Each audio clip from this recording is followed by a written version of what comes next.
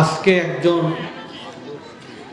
যারা শহীদ হয়েছিলেন জুলাই বিপ্লবে, সেই জুলাই বিপ্লবের শহীদ পরিবারের অভিভাবকের হাতে আমরা কিছু অর্থ সহায়তা তুলে ধরলাম আপনাদের সবারই সাহায্য নিয়ে।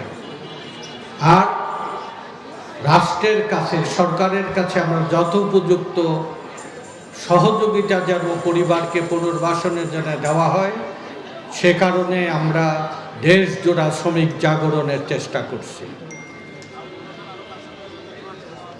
1/11-এর পর থেকে প্রায় 17 বছর 8 মাস 5ই আগস্ট হাসিনার পালিয়ে যাওয়ার আগের দিন পর্যন্ত নিরবিচ্ছিন্ন লড়াইয়ে বিএনপির নেতৃত্বে সম্মিলিত বিরোধী দল, ছাত্র এবং শ্রমিক এবং জনতার যে লড়াই, সেই লড়াইয়ে কত অগণিত প্রাণ আত্মাহুতি দিয়েছে এর বিবরণ এখনো পর্যন্ত অনুসন্ধান করা হচ্ছে। এই রক্তাক্ত এই জনপদে মানুষের এই যে জীবন দেওয়া, সেই সব জীবন দেওয়ার পিছনে একটা লক্ষ্য ছিল যে এই অভিশপ্ত ফ্যাসিবাদী হাসিনার পতন মানুষ দেখতে চেয়েছে।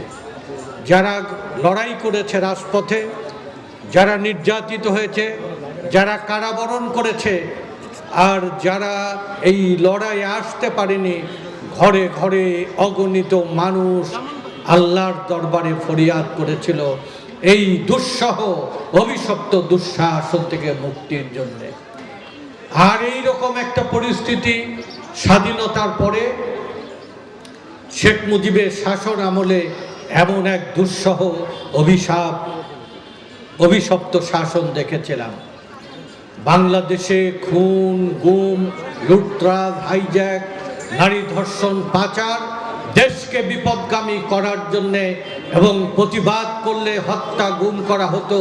40,000 মুক্তিযোদ্ধা বিপ্লবীকে হত্যা করেও যখন কণ্ঠরোধ করতে পারেনি, তখন আল্লাহর দরবারে ফরিয়াদ করেছিলেন দেশের মানুষ।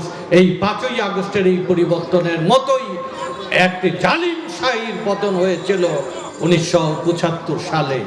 আর এই 7ই নভেম্বর ঘটনার পরিবর্তনের মধ্য দিয়ে বাংলাদেশে এক নতুন অধ্যায়ের সূচনা করেছিলেন শহীদ রাষ্ট্রপতি জিয়া। অধঃপতিত বাংলাদেশকে মুক্তির পথ দেখিয়েছিলেন, নতুন বাংলাদেশ গঠনের জন্য এক অবিস্মরণীয় এক অবদান রেখে গেছেন। আমরা তৎপরবর্তীতে শহীদ জিয়াকে হত্যা করা